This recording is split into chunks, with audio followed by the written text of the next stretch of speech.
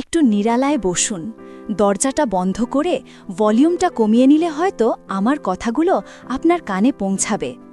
জীবন বড় অদ্ভুত, তাই না? কিছু কথা আছে যা কাউকে বলা যায় না, কিছু অনুভূতি আছে যা বুকে পাথর হয়ে চেপে বসে। আজ আমি তেমনই এক গল্প বলবো, আমার জীবনের এক কদ্দর্য অধ্যায়ের কথা, যা আমাকে প্রতি মুহূর্তে কুড়ে কুড়ে খাচ্ছে। আমার নাম মিতা, আমার বাড়ি শান্তিপুরে, এক যৌথ পরিবারে। আর এই গল্পের চরিত্রগুলো আমারই আপনজন। আমার জীবনে সজল এলো যখন আমার বিয়ে হয়েছে সবে 2 বছর। ও আমার দেবরের ছোট ভাই, আমার স্বামীর ছোট ভাই। তখন সজলের কলেজে ভর্তি হওয়ার বয়স। ছিপছিপে গড়ন, ফর্সা রং, টানা টানা চোখ। প্রথম দেখায় ওর মধ্যে একটা সরলতা ছিল, একটা শান্ত ভাব। নতুন বউ হিসেবে আমি বরাবরই পরিবারের সবার মন জয় করার চেষ্টা করতাম। সজলও আমাকে ভাবি হিসেবে খুব সম্মান করত, শ্রদ্ধা করত, অন্তত আমি তাই ভাবতাম। আমার স্বামী রাতুল ব্যবসার কাজে প্রায় বাইরে থাকত, কখনো কলকাতা, কখনো অন্য শহরে। মাসের অর্ধেক সময় আমাকে একাই থাকতে হতো। রাতুল ভালো মানুষ, কিন্তু একটু উদাসীন স্বভাবের। হয়তো আমি মনের দিক থেকে যে গভীরতা বা মনোযোগ চাইতাম, সেটা তার কাছ থেকে পেতাম না। আমি আসলে খুবই একা ছিলাম, এটা বুঝতে পারিনি তখন। আমার এই একাকিত্ব, আমার এই মনের গভীর শূন্যতাটাই হয়তো কাল হলো। আমার একটা গোপন শারীরিক সমস্যা ছিল, মাইগ্রেনের তীব্র ব্যথা। মাঝে মাঝে এত বাড়ত যে আমি শয্যাশায়ী হয়ে পড়তাম। কোনো ওষুধ কাজ করত না, শুধু অন্ধকার ঘরে শুয়ে থাকলে আর কপালে ঠান্ডা জলপট্টি দিলে কিছুটা আরাম পেতাম। এই অসুস্থতার কথা আমি কাউকে বলতে চাইতাম না, জানলে সবাই হয়তো আমাকে দুর্বল ভাববে বা সংসারে আমার ভূমিকা নিয়ে প্রশ্ন উঠবে। এই ভয়টা আমার মধ্যে কাজ করত। রাতুলকেও আমি খুব একটা বলতাম না, কারণ সে শুনলেও হয়তো বলতো, আহারে সাবধানে থেকো, ব্যাস, এর বেশি কিছু নয়। সহানুভূতির এই অভাব আমার মনকে আরও সংকুচিত করে তুলত। এক সময়ে এই গোপন ব্যথা আর একাকিত্ব আমাকে ভেতরে ভেতরে দুর্বল করে দিয়েছিল। আমি খুব চাপা স্বভাবের, তাই এই দুর্বলতা প্রকাশ করতে পারতাম না। এইটাই বোধহয় আমার জীবনের সবচেয়ে বড় ভুল ছিল। একদিন দুপুরে আমার মাইগ্রেনটা আবার চাড়া দিল। ব্যথা এত তীব্র ছিল যে আমার মনে হচ্ছিল কপালটা ফেটে যাবে। আমি কোনো মতে নিজের ঘরে এসে দরজা বন্ধ করে শুয়ে পড়লাম। বাইরে তখন দুপুরের খাওয়ার হুল্লোড় চলছে। আমি শুধু প্রার্থনা করছিলাম যেন কেউ আমার খোঁজ না নেয়। কিন্তু কিছুক্ষণ পর কে যেন আমার দরজার কড়া নাড়ল। আমি সাড়া দিতাম না। আবার টোকা পড়ল, এবার একটু জোরে। আমি ক্ষীণ স্বরে বললাম, কে? ওপাশ থেকে সজলের গলা শোনা গেল। ভাবি, আমি সজল, দুপুরবেলা আপনাকে দেখছি না, তাই একবার দেখতে এলাম, আপনি কি ঠিক আছেন? আমার ভেতরে একটা মিশ্র অনুভূতি হলো, একদিকে লজ্জা আর একদিকে ওর এই অপ্রত্যাশিত খোঁজ নেওয়ার ব্যাপারটা আমাকে অবাক করল। আমি দরজা খুলতে পারছিলাম না। সজল আবার বলল, কিছু হয়েছে ভাবি, নাকি শরীর খারাপ? আমার অসহায়ত্ব তখন চরমে। আমি অস্ফুটে বললাম, হ্যাঁ, একটু মাথা ধরেছে, খুব ব্যথা। সজল দরজার বাইরে থেকেই বলল, আমি কি ভেতরে আসবো ভাবি, যদি কিছু দরকার হয়? আমি দ্বিধাগ্রস্ত হয়ে পড়লাম। একটা ছেলের সামনে এই অবস্থায় যাওয়াটা আমার জন্য অস্বস্তিকর ছিল, কিন্তু ব্যথায় আমার সারা শরীর কাঁপছিল। আমি প্রায় কাঁদো কাঁদো স্বরে বললাম, না, আমি ঠিক আছি। কিন্তু সজল সহজে ছাড়ার পাত্র ছিল না। ও কিছুক্ষণ চুপ থেকে বলল, আমি জানি ভাবি, আপনার মাইগ্রেন আছে, একবার পিসিমা বলছিলেন। আমি কি আপনার জন্য একটু ঠান্ডা জল নিয়ে আসব, অথবা কপালে একটু মালিশ করে দেব, এতে হয়তো কিছুটা আরাম পেতে পারেন? ওর কথা শুনে আমি আকাশ থেকে পড়লাম। আমার এই গোপন রোগের কথাও কিভাবে জানল? পরে মনে পড়ল, শাশুড়ির পিস্তুত বোন একবার আমাদের বাড়িতে এসেছিলেন, আর কথা প্রসঙ্গে আমার এই সমস্যার কথা তাকে বলে ফেলেছিলাম। সে হয়তো সজলকে বলে থাকতে পারে। এই ব্যাপারটা জানার পর আমি কিছুটা দ্বিধা কাটিয়ে উঠলাম। ভাবলাম, ও তো জানেই, তাহলে আর লুকানোর কি আছে? তাছাড়া এই মুহূর্তে আমার যে কারো সাহায্যের প্রয়োজন। আমি আস্তে করে বললাম, ভেতরে আসুন। সজল দরজা ঠেলে ভেতরে ঢুকল। ঘরে তখন আবছা অন্ধকার। আমি বিছানায় শোয়া হয়ে পড়ে আছি। আমার পরনে ছিল একটা হালকা সুতির শাড়ি, আঁচলটা সরে গিয়েছিল, কাঁধ আর গলার কিছুটা অংশ দেখা যাচ্ছিল। ব্যথায় আমার মুখটা ফ্যাকাশে হয়ে গেছে, কপালে ঘাম জমেছে। সজল ঘরে ঢুকে কিছুক্ষণ চুপ করে দাঁড়িয়ে রইল, যেন আমার অবস্থাটা বোঝার চেষ্টা করছে। তারপর আস্তে আস্তে আমার বিছানার পাশে এসে বসল। ওর চোখে একটা অদ্ভুত মিশ্রণ ছিল, উদ্বেগ, সহানুভূতির আড়ালে যেন কি একটা লুকানো খেলা। আমি তখন এতটাই অসুস্থ ছিলাম যে এসব নিয়ে ভাবার মতো মানসিক অবস্থায় ছিলাম না। ও আলতো করে আমার কপালে হাত রাখল। ওর স্পর্শে একটা অন্য রকম অনুভূতি হলো, যা আমি আগে কখনো অনুভব করিনি। ওর হাতটা ঠান্ডা, কিন্তু সে স্পর্শে একটা অদ্ভুত উষ্ণতা ছিল, যা ব্যথার মধ্যেও আমাকে কেমন যেন শিহরিত করে তুলল। খুব ব্যথা হচ্ছে, তাই না ভাবি? ভাবনার মুখটা একদম শুকিয়ে গেছে। আমি চোখ বুঝেই মাথা নাড়লাম। ও তখন উঠে গিয়ে একটা ভেজা তোয়ালে আর বরফ নিয়ে এলো। তারপর খুব যত্ন করে আমার কপালে বরফ দিতে শুরু করল। ওর হাতের স্পর্শ এতটাই হালকা আর যত্নের ছিল যে আমি কিছুক্ষণের জন্য ব্যথা ভুলে গিয়েছিলাম। মনে হচ্ছিল আমি যেন অনেক দিন পর কারো গভীর সহানুভূতি পাচ্ছি। এই যে আমার স্বামীও কখনো এভাবে আমার খোঁজ নেয়নি, এভাবে যত্ন করে আমার পাশে বসেনি, এই শূন্যতাটা তখন খুব প্রকটভাবে অনুভব করলাম। সজল নীরবে আমার কপালে বরফ দিয়ে যাচ্ছিল, আর আমিও ওর এই নিস্তব্ধ সেবায় মুগ্ধ হচ্ছিলাম। ওর নিঃশ্বাসের শব্দও আমার খুব কাছে মনে হচ্ছিল। আমি চোখ খুলে ওর দিকে তাকালাম। ও তখন আমার দিকে ঝুঁকে কপালে বরফ দিচ্ছিল। ওর চোখ আমার চোখের দিকেই স্থির ছিল। সেই দৃষ্টিতে এক গভীর অনুভূতি ছিল যা আমি তখনও ঠিকভাবে বুঝতে পারিনি। আমরা অনেকক্ষণ চুপচাপ ছিলাম, শুধু বরফের ঠান্ডা স্পর্শ আর সজলের নিঃশ্বাসের শব্দ। আমার ব্যথা কিছুটা কমে আসার পর আমি চোখ খুলে উঠে বসলাম। সজল তখনও আমার পাশে বসে। ওর মুখে একটা হাসি ফুটে উঠল, যা আগে কখনো দেখিনি। সেই হাসির সরলতার আড়ালে কিছু একটা লুকানোর চেষ্টা করছিল। ও বলল, এখন কেমন লাগছে ভাবি? আমি বললাম, অনেক ভালো, তুমি না থাকলে কি যে করতাম। আমার এই কথা শুনে ওর চোখ দুটো চকচক করে উঠল। সেই চকচকে দৃষ্টি আমার ভেতরে কেমন একটা অদ্ভুত অস্বস্তি আর আনন্দ একই সাথে তৈরি করল। ও বলল, এতে কি হয়েছে ভাবি? আপনি তো আমার বড় ভাবি, আপনার খেয়াল রাখা আমার কর্তব্য। ওর এই কর্তব্য শব্দটা যেন একটা অদৃশ্য জালে জড়িয়ে ফেলল আমাকে। সেই দিন থেকে সজলের আমার প্রতি মনোযোগ যেন আরও বেড়ে গেল। আমার এই গোপন অসুস্থতাটা সজলের হাতে এক অস্ত্র হয়ে উঠল। যখনই আমি অসুস্থ হতাম, ও সবার আগে আমার ঘরে আসত, সবার অলক্ষ্যে আমার সেবা করত। কখনো কপালে মালিশ, কখনো জল এগিয়ে দেওয়া, কখনো চুপ করে পাশে বসে থাকা। এই নীরব সেবা, এই নিস্তব্ধ সাহচর্য আমাকে আস্তে আস্তে ওর প্রতি আকৃষ্ট করতে শুরু করল। আমার মন এক অদ্ভুত টান অনুভব করতে শুরু করল। রাতুলের উদাসীনতা আর সজলের অতিরিক্ত মনোযোগ দুটোই আমার মনকে দোলা দিচ্ছিল। আমি বুঝতে পারছিলাম আমি এক বিপথে চলে যাচ্ছি, কিন্তু সেই বিপদ থেকে নিজেকে টেনে তোলার মতো শক্তি আমার ছিল না। একদিন বিকেলে আমি বারান্দায় বসে চা খাচ্ছিলাম। সজল এসে আমার পাশে বসল। ও সাধারণত নিজের মতো থাকত, এভাবে নিজে থেকে এসে আমার পাশে বসত না। সেদিন ওর চোখে একটা অন্যরকম ঝলক ছিল। ও খুব নিচু স্বরে বলল, ভাবি, আপনাকে একটা কথা বলবো। আমি ওর দিকে তাকালাম। কি কথা? ও আশেপাশে তাকিয়ে নিশ্চিত হলো যে কেউ নেই, তারপর ফিসফিস করে বলল, আপনি খুব একা, তাই না ভাবি? ওর কথা শুনে আমি চমকে উঠলাম। এই কথাটা কেউ আমাকে বলেনি আগে। আমি তো নিজেও উপলব্ধি করিনি যে আমি আসলে কতটা একা। ওর কথা শুনে আমার বুকের ভেতরটা কেমন যেন মোচড় দিয়ে উঠল। আমি বললাম, কেন বলছো এসব? সজল আমার হাতে হালকা করে হাত রাখল, যেন ভরসা দিচ্ছে। ওর হাতের সেই হালকা স্পর্শেও আমার শরীরে একটা উষ্ণ স্রোত বয়ে গেল। ও বলল, আমি জানি ভাবি, আপনার চোখে দেখি। আপনার দাদা তো বেশিরভাগ সময় বাইরেই থাকেন, আর যখন থাকেনও আপনাকে তো তেমন সময় দিতে দেখি না। ওর কথাগুলো যেন আমার ভেতরের গোপন ক্ষতগুলো খুঁচিয়ে দিচ্ছিল। আমি তখন একদম নীরব ছিলাম। আমার চোখ দিয়ে জল আসতে চাইছিল, কিন্তু আমি জোর করে আটকে রাখলাম। সজল আমার নীরবতাকে নিজের মতো ব্যাখ্যা করে নিল। ও আমার হাতটা একটু চেপে ধরল। ওর স্পর্শ এবার একটু গাঢ় ছিল। আমি হাতটা সরিয়ে নিতে পারলাম না, যেন আমার শরীরে কোনো শক্তিই নেই। ও বলল, আমার খারাপ লাগে ভাবি, আপনার কষ্ট দেখলে আমার খুব কষ্ট হয়। ওর গলায় একটা অদ্ভুত মাদকতা ছিল, যা আমাকে সম্মোহিত করে তুলছিল। আমি তখনও কোনো কথা বলতে পারছিলাম না। ও তখন আরও কাছে সরে এলো। আমাদের মাঝখানে তখন খুব সামান্যই দূরত্ব। ওর নিঃশ্বাসের উষ্ণতা আমার মুখে এসে লাগছিল। আমার শরীরের প্রতিটা লোমকূপ যেন জেগে উঠছিল।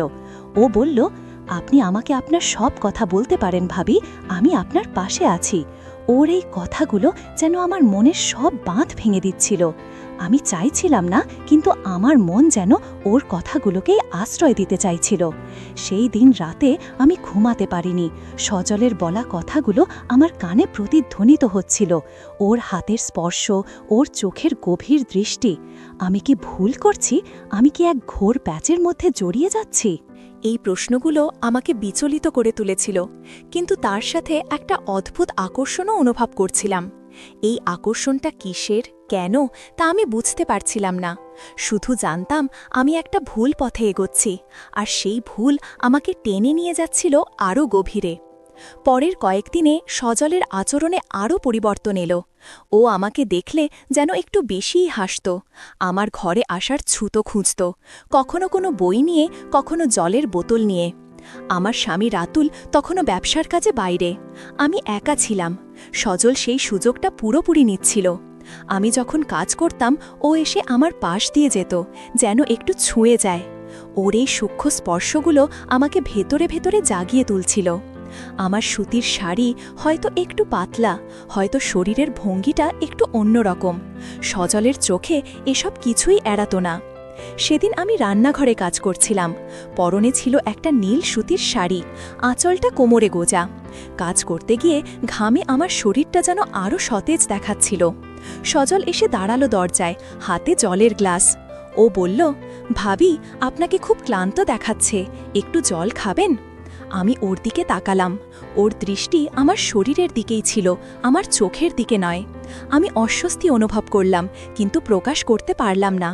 জলটা হাতে নিয়ে আমি কিছু একটা বলতে যাচ্ছিলাম, কিন্তু ও আমার আরও কাছে সরে এলো। ওর নিঃশ্বাসের উষ্ণতা আমি অনুভব করতে পারছিলাম। আমার হাত থেকে জলের গ্লাসটা নিয়ে ও নিজের হাতে তুলে নিল। তারপর আলতো করে আমার হাতটা ধরে গ্লাসটা আমার মুখে ধরল। আমি জল খেলাম। ওর আঙ্গুলের হালকা স্পর্শ আমার ঠোঁটে লাগল। আমার সারা শরীরে যেন বিদ্যুৎ খেলে গেল। এইটা কি ঠিক? এই প্রশ্নটা আমার মাথায় বারবার আসছিল, কিন্তু আমি জবাব পাচ্ছিলাম না। আমার মন তখন কেমন এক অদ্ভুত দোলা চলেছিল। আপনারা হয়তো ভাবছেন, আমি কেন সজলকে বাধা দিলাম না, কেন ওকে সরিয়ে দিলাম না? এর উত্তর দেওয়া খুব কঠিন। যখন আপনি মানসিকভাবে দুর্বল থাকেন, যখন আপনার জীবনে এক গভীর শূন্যতা থাকে, তখন সামান্য মনোযোগ বা সহানুভূতিও আপনাকে দুর্বল করে দেয়। আর সজল ঠিক এই দুর্বলতার সুযোগটাই নিয়েছিল। ও জানত আমার গোপন অসুস্থতার কথা। ও জানত যে আমি কতটা একা। ও এই সুযোগটাই কাজে লাগিয়েছিল আমাকে নিজের কাছে টানার জন্য। আর আমার মনও হয়তো অবচেতনে সেই টান অনুভব করছিল। সজল একদিন বিকেলে আমার ঘরের সামনে দিয়ে যাচ্ছিল। আমি বারান্দায় বসে কিছু সেলাই করছিলাম। ও হঠাৎ করে আমার কাছে এসে দাঁড়ালো। আমি ওর দিকে তাকালাম। ও বলল, ভাবি, আজ আপনার চুলটা খুব সুন্দর লাগছে। আমার চুল তখন খোলা ছিল, পিঠের উপর ছড়িয়েছিল। ওর কথা শুনে আমি কিছুটা লজ্জা বোধ করলাম। আমি বললাম, ধন্যবাদ। ও তখন আমার পাশে এসে বসল। তারপর হঠাৎ করে আমার চুলটা আলতো করে ছুঁয়ে দিল। ওর আঙুলগুলো আমার চুলের ওপর দিয়ে নেমে গেল। সেই স্পর্শে আমার সারা শরীর শিউরে উঠল। আমি কিছু বলতে পারলাম না। আমার গলা শুকিয়ে কাঠ হয়ে গেল। ও বলল, আপনার চুল খুব নরম ভাবি। আমি তখন চোখ নামিয়ে নিলাম। ওর চোখের দিকে তাকাতে পারছিলাম না। আমার ভেতরে এক অদ্ভুত ঝড় বইছিল, একদিকে ভয় আর একদিকে এক তীব্র আকর্ষণ। আস্তে আস্তে সজল আমার জীবনে এক অপরিহার্য অংশ হয়ে উঠল। আমার সব ছোটখাটো সমস্যার কথা আমি ওকে বলতাম। ও মনোযোগ দিয়ে শুনত। আমি যখনই একা থাকতাম, ও কোনো না কোনো বাহানায় আমার কাছে চলে আসত। আমাদের কথা বলার বিষয়বস্তুও পাল্টে যাচ্ছিল। প্রথমে সংসারের কথা, তারপর ব্যক্তিগত কথা, তারপর মন খারাপের কথা, আর শেষে এমন সব কথা যা একজন দেবর আর ভাবির মধ্যে বলা উচিত নয়। ও আমাকে বোঝাতো যে আমি কতটা সুন্দরী, কতটা ভালো। আমার মনে হতো আমার স্বামীও তো এসব কথা কখনো বলেনি। এই প্রশংসা, এই মনোযোগ আমাকে ভেতরে ভেতরে খুব দুর্বল করে দিচ্ছিল। একদিন রাতে আমার মাইগ্রেন আবার শুরু হলো। এবার ব্যথাটা ছিল অসহনীয়। মনে হচ্ছিল আমার মাথার শিরাগুলো ছিঁড়ে যাবে। আমি তখন প্রায় জ্ঞান হারাচ্ছিলাম। কোনো মতে ঘরের দরজা বন্ধ করে বিছানায় শুয়ে পড়লাম। আমি জানি না সজল কিভাবে খবর পেল। মাঝরাতে ও আমার দরজার কড়া নাড়ল। আমি প্রথমে সাড়া দিলাম না, কিন্তু ও বারবার ডাকতে লাগল। বাধ্য হয়ে আমি দরজা খুললাম। আমি তখন দাঁড়াতে পারছিলাম না, আমার মাথা ঘুরছিল। সজল আমাকে দেখে চমকে উঠল। ও দ্রুত আমাকে ধরে ফেলল। আমার শরীরটা ওর শরীরের সাথে মিশে গেল। ওর হাতের স্পর্শে আমার সমস্ত শরীর শিহরিত হল। ও আমাকে সাবধানে বিছানায় শুইয়ে দিল। তারপর ছুটে গিয়ে বরফ আর জলের পট্টি নিয়ে এলো। ও যখন আমার কপালে বরফ দিচ্ছিল, আমার হাতটা ধরে বলল, আপনার এমন কষ্ট দেখলে আমার কি যে হয় ভাবি, আমি বোঝাতে পারবো না। ওর চোখে তখন জল। ওর কথা শুনে আমারও চোখ ভিজে গেল। মনে হলো এই মানুষটাই তো আমাকে বোঝে, আমার কষ্টটা অনুভব করে। ওর এই গভীর সহানুভূতি আমার সব প্রতিরোধ ভেঙে দিচ্ছিল। আমি ওর হাতটা শক্ত করে ধরলাম। ও তখন আরও কাছে সরে এলো। আমার কপালে বরফ দিতে দিতেই ও আমার কপালে একটা হালকা চুমু খেলো। সেই চুমুটা বিদ্যুতের মতো আমার সারা শরীরে ছড়িয়ে গেল। আমি চমকে উঠলাম, চোখ বড় বড় করে ওর দিকে তাকালাম। ও তখন আমার চোখের দিকে তাকিয়েছিল। ওর চোখে লজ্জা ছিল না, ছিল এক গভীর আকাঙ্ক্ষা। আমি কিছু বলতে পারছিলাম না, আমার গলা শুকিয়ে কাঠ। সজল তখন আরও ঝুঁকে এলো। ওর ঠোঁট আমার ঠোঁটের খুব কাছে। আমার নিঃশ্বাস দ্রুত হচ্ছিল। এইটা কি হচ্ছে? আমি কি সত্যি এইটা চাইছি? আমার মন তখন দ্বিধায় ক্ষতবিক্ষত, কিন্তু আমার শরীর যেন ওর দিকেই টানছিল। আমার ঠোঁটে ওর ঠোঁটের স্পর্শ লেগে গেল। এক নরম, উষ্ণ, গভীর চুমু। সেই চুমুতে আমার সারা শরীর যেন কেঁপে উঠল। আমি চোখ বন্ধ করে ফেললাম। আমার মনে হচ্ছিল আমি এক নিষিদ্ধ জগতে প্রবেশ করছি, যেখান থেকে ফিরে আসার কোনো পথ নেই। এরপর আমাদের সম্পর্কটা বদলে গেল। রাতের আধারে যখন সবাই ঘুমে অচেতন থাকত, সজল নিঃশব্দে আমার ঘরে আসত। আমাদের গোপন অভিসার শুরু হলো। ওর এই আশাটা হতো এক অদ্ভুত নীরবতার মধ্য দিয়ে। আমার ঘরের দরজাটা বাইরে থেকে আলতো করে ভেজিয়ে রাখতাম আমি, আর ও মাঝরাতে ঠিক সময় মতো এসে পড়ত। আমরা তখন ফিস ফিস করে কথা বলতাম। আমাদের হাসিতেও থাকত চাপা আনন্দ। ওর উপস্থিতি আমার জীবনে এক নতুন রং এনেছিল, যা একই সাথে ভয়ানক এবং মধুর। আমরা ঘন্টার পর ঘন্টা কথা বলতাম। ও আমাকে নানা গল্প বলতো, নিজের স্বপ্ন, ভবিষ্যতের কথা, আর আমি মুগ্ধ হয়ে শুনতাম। ও আমার হাত ধরত, আমার চুলের ওপর হাত বোলাতো। ওর স্পর্শে এক অদ্ভুত শিহরণ জাগত আমার শরীরে। আমরা দুজনেই জানতাম আমরা এক ভয়ঙ্কর খেলা খেলছি। এই খেলায় আমরা হয়তো একদিন ধরা পড়ে যাব, কিন্তু সেই মুহূর্তের জন্য আমরা সেই সব ভয়, সেই সব সামাজিক বাধা ভুলে যেতাম। একদিন রাতে সজল আমার ঘরে এলো। সেদিন আমার শরীর খুব খারাপ ছিল। মাইগ্রেনটা আগের থেকে আরও তীব্র হয়ে এসেছিল। আমি তখন বিছানায় শুয়ে প্রায় অজ্ঞান। সজল আমাকে দেখে খুব ভয় পেয়ে গেল। ও ছুটে গিয়ে আমার কপালে জলপট্টি দিতে শুরু করল। আমার হাত পা টিপে দিচ্ছিল। ওর স্পর্শে আমি কিছুটা স্বস্তি পাচ্ছিলাম। কিন্তু সেই রাতে ও যা করল তা ছিল আমার কল্পনার বাইরে। আমি তখন অর্ধচেতন অবস্থায়। সজল আমার পাশে বসে আমার হাতটা ধরেছিল। ও হঠাৎ করে আমাকে নিজের বুকের কাছে টেনে নিল। আমি বাধা দিতে পারছিলাম না, আমার শরীরে কোনো শক্তি ছিল না। ওর শরীরের উষ্ণতা আমার শরীরে লেগেছিল। আমি ওর ঘ্রাণ পাচ্ছিলাম। আমার মনে হচ্ছিল আমি যেন এক গভীর সমুদ্রে ডুবে যাচ্ছি। সজল খুব নিচু স্বরে বলল, আমি আপনাকে ছাড়া থাকতে পারবো না ভাবি, আপনি আমার সব। ওর কথাগুলো আমার কানে গভীর প্রভাব ফেলছিল। আমি তখনও চোখ বন্ধ করেছিলাম। ও আমার কপালে, গালে, ঠোঁটে হালকা করে চুমু খেতে শুরু করল। ওর প্রতিটি চুমু আমার ভেতরে এক নতুন উন্মাদনা তৈরি করছিল। আমার মনে হচ্ছিল আমি আর ফিরতে পারবো না, আমি পুরোপুরি ওর হয়ে যাচ্ছি। কিন্তু ভোরের আলো ফোটার আগেই সজল চলে যেত। ওর চলে যাওয়াটা আমার জন্য এক তীব্র যন্ত্রণা ছিল। আবার সেই একাকিত্ব, সেই শূন্যতা। আমার স্বামীর ফিরে আসার কথা ছিল সেদিন। আমি জানতাম রাতুল ফিরে এলে সজলের সাথে আমার এই গোপন অভিসার বন্ধ হয়ে যাবে।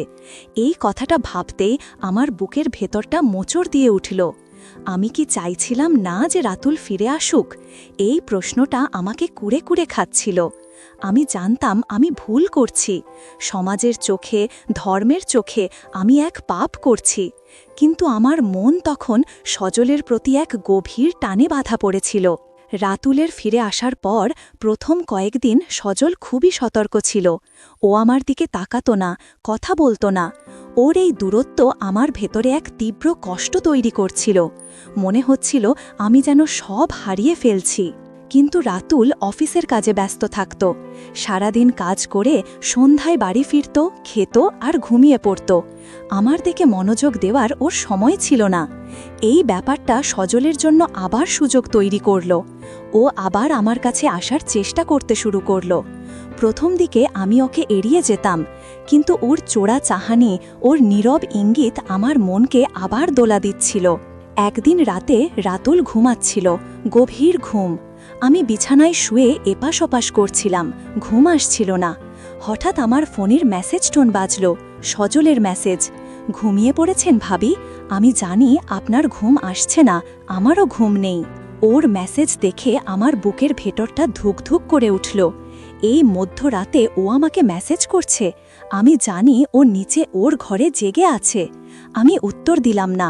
কিছুক্ষণ পর আবার মেসেজ, আমি আপনার ঘরের বারান্দায় আছি, একটু আসুন, কথা আছে। আমি চমকে উঠলাম। এই রাতে ও বারান্দায়? যদি কেউ দেখে ফেলে?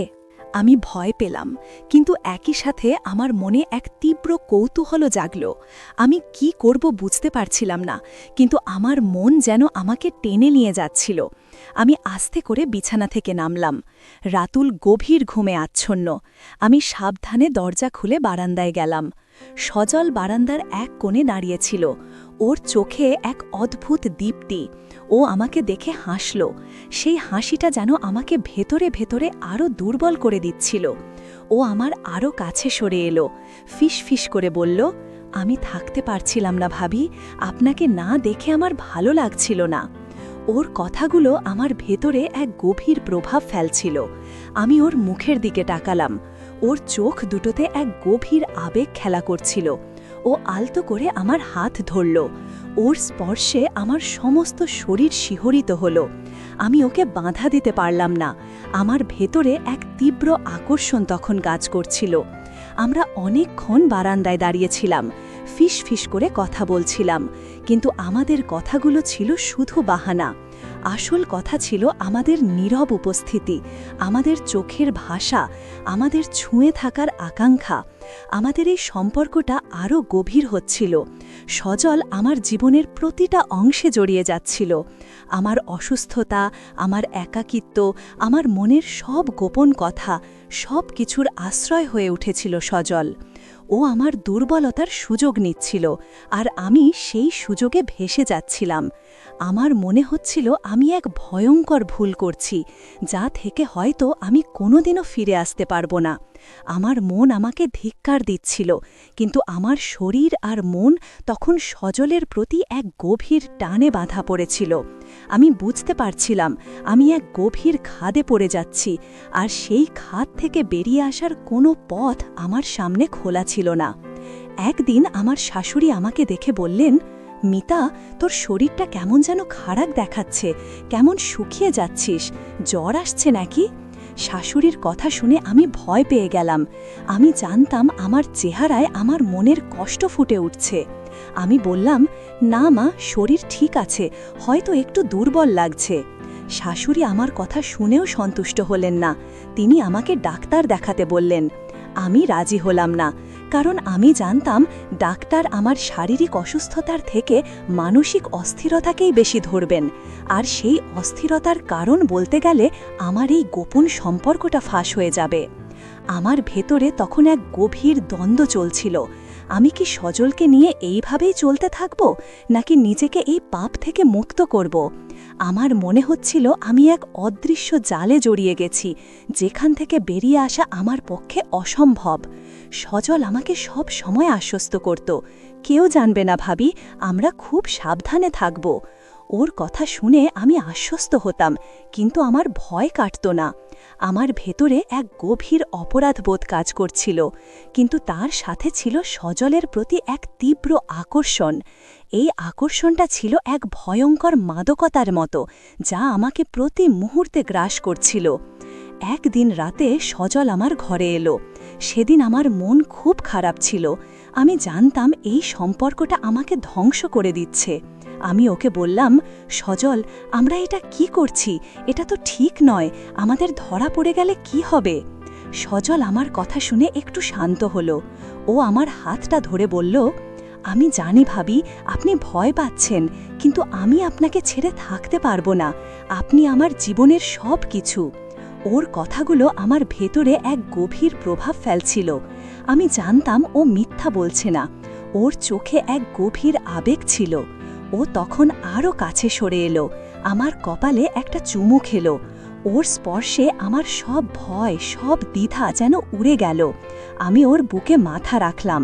মনে হলো এইটাই আমার আশ্রয়, এইটাই আমার গন্তব্য। আমাদের এই গোপন সম্পর্কের কথা আমি কাউকে বলতে পারতাম না। আমার মনের ভেতরে এক গভীর ক্ষত তৈরি হচ্ছিল। আমি জানতাম এই ক্ষত কোনোদিনও সারবে না, কিন্তু সজলের এই মনোযোগ, এই আকর্ষণ আমাকে এমন এক ঘোরের মধ্যে রেখেছিল যে আমি সেখান থেকে বেরিয়ে আসতে পারছিলাম না। আমার স্বামী যখন বাড়িতে থাকত, আমি সজলকে এড়িয়ে যেতাম, কিন্তু আমার চোখ সব সময় ওকে খুঁজত। ওরও একই অবস্থা ছিল। আমরা একে অপরের চোখের ভাষা বুঝতে পারতাম। আমাদের নীরব ইঙ্গিতগুলো আমাদের সম্পর্কটাকে আরও গভীর করে তুলছিল। একদিন এক ভয়ঙ্কর ঘটনা ঘটল। আমার স্বামী রাতুল তার এক বন্ধুর সাথে কথা বলতে বলতে হঠাৎ করেই বলে ফেলল, আমার বউ তো তেমন একটা অসুস্থ হয় না, কদাচিৎ হয়তো মাথা ধরে। ওর এই কথা শুনে আমার বুকের ভেতরটা কেঁপে উঠল। আমি জানতাম আমার মাইগ্রেনের কথা সে কাউকে জানায়নি। তাহলে সজল কিভাবে জানল? আর এই প্রশ্নটা আমাকে গভীরভাবে বিচলিত করছিল। আমি বুঝতে পারছিলাম সজল আমার অসুস্থতার কথা শুধু আমার কাছ থেকেই জানত না, অন্য কোনো সূত্র থেকেও জেনে থাকতে পারে। আর এই বিষয়টা আমার ভেতরে এক গভীর সন্দেহ তৈরি করল। আমি কি ভুল মানুষের প্রতি আকৃষ্ট হয়েছিলাম? সজল কি সত্যিই আমার দুর্বলতার সুযোগ নিচ্ছিল? এই প্রশ্নগুলো আমাকে ঘুমাতে দিত না। আমি সজলের প্রতি এক গভীর বিতৃষ্ণা অনুভব করতে শুরু করলাম। আমি জানতাম ও আমার অসুস্থতার সুযোগ নিয়ে আমাকে নিজের কাছে টেনেছে। ওর এই ব্যবহার আমাকে ভেতরে ভেতরে আরও দুর্বল করে দিচ্ছিল। আমি জানতাম আমাকে এই সম্পর্ক থেকে বেরিয়ে আসতে হবে, কিন্তু কিভাবে? আমার মন তখনও ওর প্রতি এক দুর্বল টানে বাঁধা ছিল। আমি ধীরে ধীরে সজলকে এড়িয়ে চলতে শুরু করলাম। ও যখন আমার কাছে আসত, আমি কোনো না কোনো বাহানায় ওকে সরিয়ে দিতাম। ও প্রথমে বুঝতে পারছিল না, কিন্তু আস্তে আস্তে ও আমার দূরত্বটা বুঝতে পারছিল। ও আমাকে প্রশ্ন করছিল, কি হয়েছে ভাবি, আপনি আমাকে এড়িয়ে চলছেন কেন? আমি ওর প্রশ্নের উত্তর দিতাম না। আমার ভেতরে এক গভীর ঘৃণার জন্ম নিচ্ছিল। আমি জানতাম আমি ভুল করছি, কিন্তু আমার মনে হচ্ছিল আমি এই সম্পর্ক থেকে বেরিয়ে আসতে চাই। আমার মাইগ্রেনের ব্যথা তখনও ছিল, কিন্তু এবার আমি নিজেই সেই ব্যথার সাথে লড়াই করছিলাম। আমি ডাক্তার দেখালাম, নতুন ওষুধ নিলাম। ধীরে ধীরে আমি মানসিক দিক থেকে কিছুটা সুস্থ হতে শুরু করলাম। আমি বুঝতে পারছিলাম আমার এই দুর্বলতাই আমাকে সজলের কাছে টেনে নিয়ে গিয়েছিল, আর সেই দুর্বলতার সুযোগটা ও পুরোপুরি নিয়েছিল। একদিন রাতে সজল আবার আমার ঘরে আসার চেষ্টা করছিল। আমি তখন দরজা বন্ধ করে দিয়েছিলাম। ও কড়া নাড়ল, আমি সাড়া দিলাম না। ও আবার ডাকল, ভাবি, দরজা খুলুন, আমার আপনার সাথে কথা আছে। ওর গলায় একটা অস্থিরতা ছিল। আমি জানি ও আমাকে জোর করতে পারবে না। আমি নীরব ছিলাম। কিছুক্ষণ পর ও চলে গেল। আমার মনে হচ্ছিল আমি যেন এক বিশাল যুদ্ধে জয়লাভ করেছি। এই সম্পর্কটা থেকে বেরিয়ে আসার জন্য আমি অনেক চেষ্টা করলাম। আমি নিজের প্রতি আরও বেশি মনোযোগ দিতে শুরু করলাম। আমি জানতাম এই ভুলটা আমার জীবনে এক গভীর ক্ষত তৈরি করেছে, কিন্তু আমি সেই ক্ষত থেকে বেরিয়ে আসতে চাই। আমি নিজের মনকে শক্ত করলাম। আমি নিজেকে বোঝাতে শুরু করলাম আমি একা নই। আমার জীবনে আমার স্বামী আছে, আমার পরিবার আছে। আমি জানতাম রাতুল হয়তো আমাকে সেই গভীর মানসিক সমর্থন দিতে পারে না যা আমি সজলের কাছে পেয়েছিলাম, কিন্তু রাতুল আমার স্বামী, আর এই সম্পর্কটা ছিল এক নিষিদ্ধ সম্পর্ক যা আমাকে ধ্বংস করে দিচ্ছিল। ধীরে ধীরে সজলও আমাকে এড়িয়ে চলতে শুরু করল। ও হয়তো বুঝতে পারছিল আমি আর ওর সাথে থাকতে চাই না। ওর চোখে তখন এক গভীর হতাশা, কিন্তু আমি জানতাম আমার এই সিদ্ধান্তটা আমার জীবনের জন্য সঠিক। আমি হয়তো ওর প্রতি এক দুর্বল টানে বাধা ছিলাম, কিন্তু সেই টানটা ছিল এক বিষাক্ত আকর্ষণ। অনেক দিন পর আজ আমি এই কথাগুলো বলছি। আমি জানি এই গল্পটা শুনলে হয়তো অনেকেই আমাকে ভুল বুঝবেন, কিন্তু আমি আমার ভুল থেকে শিক্ষা নিয়েছি। আমি বুঝতে পেরেছি মানসিক দুর্বলতা মানুষকে কতটা অসহায় করে তুলতে পারে, আর সেই দুর্বলতার সুযোগ নিয়ে কিছু মানুষ কিভাবে মানুষের জীবনকে ধ্বংস করে দেয়। আমার এই অভিজ্ঞতাটা আমার জীবনকে পাল্টে দিয়েছে। আমি এখন জানি নিজের প্রতি মনোযোগ দেওয়া কতটা জরুরি, নিজের মানসিক সুস্থতা বজায় রাখা কতটা দরকারি। আমি জানি জীবনের প্রতিটা মোড়ে আমাদের সামনে এমন অনেক প্রলোভন আসে যা আমাদের বিপথে চালিত করে, কিন্তু আমাদের নিজেদের শক্ত থাকতে হবে, নিজেদের মনকে শক্ত রাখতে হবে। কারো দুর্বলতার সুযোগ নেওয়া যেমন ভুল, তেমনি নিজের দুর্বলতার কারণে অন্যের হাতে পুতুল হয়ে যাওয়াও সমান ভুল। আমি আজ এই ভুল থেকে মুক্ত। হয়তো আমার জীবনে সেই গোপন ক্ষতটা রয়ে যাবে, কিন্তু আমি এখন অনেক বেশি শক্তিশালী। আমি জানি আমি আবার সুস্থ জীবনযাপন করতে পারব। আপনারাও যদি জীবনে এমন কোনো কঠিন পরিস্থিতিতে পড়েন যেখানে মনে হবে আপনি কোনো ফাঁদে জড়িয়ে যাচ্ছেন, তখন নিজের মনকে শক্ত রাখবেন, কারো প্রলোভনে পড়বেন না, নিজের দুর্বলতার সুযোগ কাউকে নিতে দেবেন না। জীবন একটাই, আর এই জীবনটাকে সুন্দর করে তোলার দায়িত্ব আমাদের নিজেদেরই। সজলের সাথে আমার সম্পর্কটা আমার জীবনে এক কালো অধ্যায় ছিল যা আমাকে অনেক শিখিয়েছে। এখন আমি জানি আত্মসম্মান আর আত্মবিশ্বাসী জীবনের সবচেয়ে বড় সম্পদ। এই গোপন সম্পর্কের বোঝা আমার কাঁধ থেকে নেমেছে, আর আমি এখন মুক্ত। আর আপনাদের জন্য এই বার্তা, জীবনটা আপনাদের, তাই সিদ্ধান্তও আপনাদের।